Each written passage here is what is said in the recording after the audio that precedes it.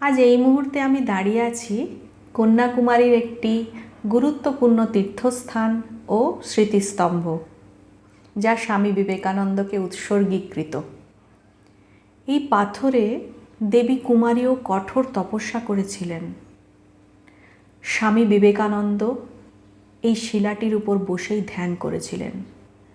সালটি হচ্ছে 1892। এই শিলাটির ওপর ধ্যান করেই তিনি আধ্যাত্মিক উপলব্ধি অর্জন করেছিলেন বলে মনে করা হয়। এখানে দাঁড়িয়ে স্বামী বিবেকানন্দের স্মরণে একটি আবৃত্তি পরিবেশন করতে খুবই ইচ্ছে করছে।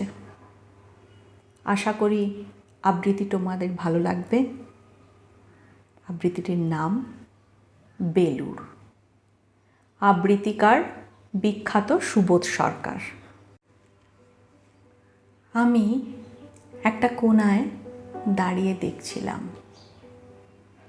দুটি ছেলে গেরুয়া বসন পরে মন্দিরের সিঁড়ি মুছছিল। এত মন দিয়ে আমি কাউকে সিঁড়ি মুছতে দেখিনি।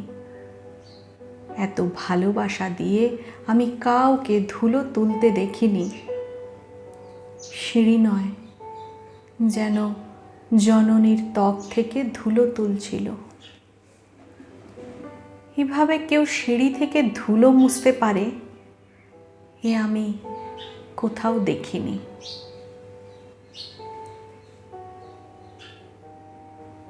স্থিতপ্রজ্ঞ মহারাজকে জিজ্ঞাসা করলাম, এই ছেলে দুটি কে? মহারাজ মৃদু হেসে বললেন, একজন নিউক্লিয়ার ফিজিসিস্ট, একজন IBM-এর 6 লাখ টাকার চাকরি ছেড়ে এখানে এসেছে। সিঁড়ি ধুতে এসেছে, যে সিঁড়ি দিয়ে মানুষ ওপরে ওঠে তা যেন পরিষ্কার হয়। মহারাজ চলে গেলেন। সন্ধ্যা নেমে আসছে গঙ্গায়।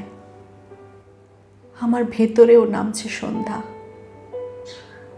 সারা পৃথিবীতে এত সিঁড়ি, সিঁড়িতে সিঁড়িতে এত দাগ, এত ক্রোধ, এত অপমান। আরতি শুরুর আগে মনে হলো, যে সিঁড়ি মুছতে পারে না সে কোনোদিন মানুষের চোখের জল মুছতে পারবে না।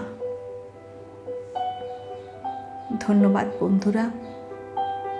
যদি তোমাদের এই ছোট্ট পরিবেশনাটা ভালো লাগে অবশ্যই আমাকে কমেন্ট করে জানিও। আজকের মতো এইটুকুই।